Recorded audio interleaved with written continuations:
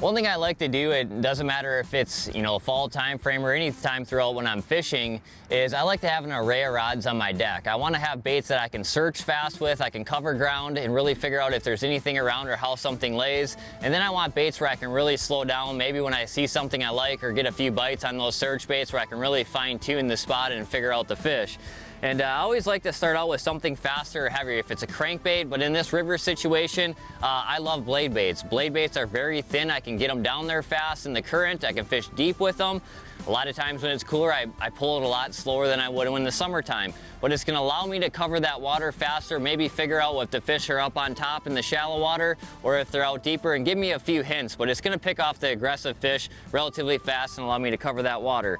Once I fine tune, and it's kind of one of those things that really shine once we figure these fish out, is a hair jig and a trailer of some sort. And the reason why I like a hair jig is, one, it gives it a bigger profile, and especially in cold water, what's probably the most important thing I like about it is it gives it resistance. It's going to let this bait basically slow its way down to the bottom, and also the trailer on the bottom with the action and the little curly tail of this 1/2 to 3/4 inch ribworm that I like to add to it.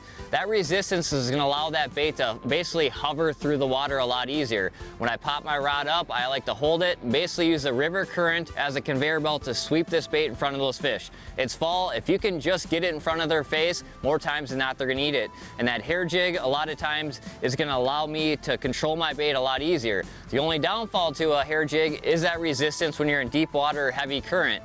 And that's when I like to switch as just a standard lead head jig with like a 4-inch piece of gulp like I have here. It's more streamlined, allow me to fish deeper a lot more efficiently without my bait blowing back into the current.